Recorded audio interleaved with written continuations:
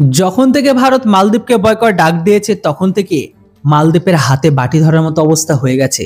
হ্যাঁ বন্ধুরা, এখনো পর্যন্ত পাওয়া খবর অনুসারে জানুয়ারি 31 তারিখ পর্যন্ত মালদ্বীপে কমেছে ভারতীয় পর্যটকের সংখ্যা। মালদ্বীপের প্রেসিডেন্টের একাধিক মন্তব্যের জেরে দীর্ঘদিনের সুসম্পর্ক ছেদ ঘটেছে। দুই দেশের সম্পর্কের আরও বড় অবনতির জেরে মালদ্বীপের পর্যটনও বড় প্রভাব পড়েছে। 2023 সালের ডিসেম্বরে যেখানে মালদ্বীপের বিদেশের পর্যটকের সংখ্যা ছিল শীর্ষে ছিল কিন্তু ভারতই সেটা এক ধাক্কায় 5-এ নেমে গিয়েছে। একে উঠে এসেছে এবার রাশিয়া। বিদেশ ভ্রমণের ভারতীয় পর্যটকদের কাছে অন্যতম সেরা ঠিকানা ছিল মালদ্বীপ, কিন্তু বর্তমানে উদ্ভূত রাজনৈতিক পরিস্থিতিতে মালদ্বীপের প্রতি আকর্ষণ হারিয়েছে বহু ভারতীয়। মালদ্বীপের পর্যটন দপ্তরের তথ্য অনুযায়ী 2023 সালে পর্যটকদের হিসেবে ভারতীয়রা ছিল শীর্ষস্থানে। তবে কিছুদিন আগে ভারতীয়রা যখন বয়কটকে ট্রেন্ডিং করে তারপরেই কিন্তু ভারতের জায়গা নেওয়ার চেষ্টা করেছিল পূর্ব পাকিস্তানিরা। তারা জোরসোরে তাদের মিডিয়ায় প্রচার করেছিল, ভারতীয়রা যাবে না তো কি হয়েছে, আমরা যাব, আমার সকল পূর্ব পাকিস্তানের বাসী যাবে, আমরা গিয়ে পূর্ব পাকিস্তানের সমস্ত মানুষ গিয়ে মালদ্বীপকে উন্নত করব, মালদ্বীপের জিডিপি বাড়াবো। কিন্তু ভারতীয়দের যে জায়গাটা ছিল সেই জায়গাটা পূর্ব পাকিস্তানিরা এখনো পর্যন্ত যাওয়া তো দূরের কথা, তার ধারে কাছেও ঘেঁষতে পারেনি। তারা ভেবেছিল মালদ্বীপের পাশে সহানুভূতি দিয়ে হয়তো আমরা কিছুটা সেই জায়গা দখল করব। সহানুভূতি দেওয়া ছাড়া আর কি বা করতে পারে, কেননা তাদের অকাত কি সেটা আপনারাও জানেন।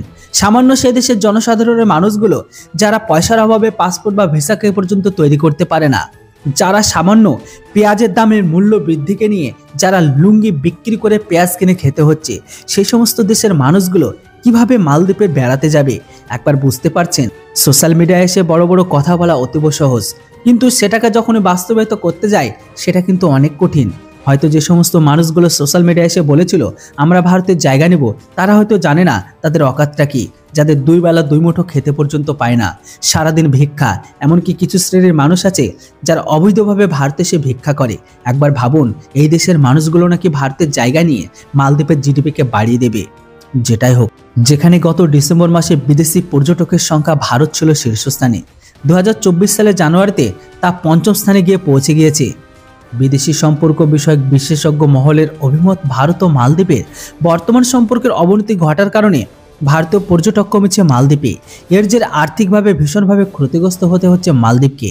পর্যটন শিল্প মালদ্বীপের অন্যতম গুরুত্বপূর্ণ শিল্প। ভারতীয় পর্যটকরা অনীহা দেখানোই এই পর্যটন শিল্পে বড়সড় আঘাত আসতে চলেছে মালদ্বীপে।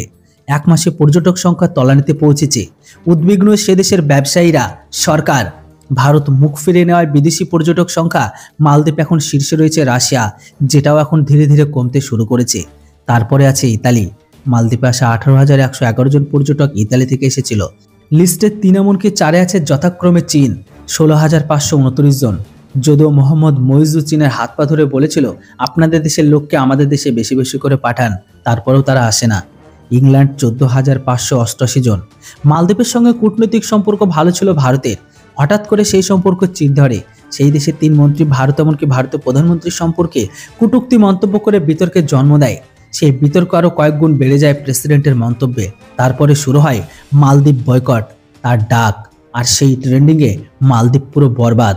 বন্ধুরা, এবার আপনারা বলুন, পূর্ব পাকিস্তানের যে জনমদুখিনী মানুষগুলো যারা 2 বেলা 2 মুঠো খেতে পায় না, যারা শোরের মতো বাচ্চা প্রোডাকশন করে, যারা নিজেদেরই ভরণ পোষণ করতে পারে না, যে সমস্ত মানুষগুলো শুধুমাত্র 2টো পয়সার অভাবে তারা পাসপোর্ট থেকে ভিসা পর্যন্ত করতে পারে না, সেই সমস্ত মানুষগুলো মালদ্বীপে যাবে কি করে? আর তারা গিয়েই বা সেই দেশের জিডিপিকে কিভাবে বাড়াবে? আপনাদের কি মনে হয় তাদের এতটা অকাত আছে? যেটাই হোক বন্ধুরা, পুরো বিষয়টির উপর আপনাদের কি মতামত সেটি অবশ্যই কমেন্ট বক্সে লিখে জানান। Thanks for watching. জয় হিন্দ, বন্দে মাতরম।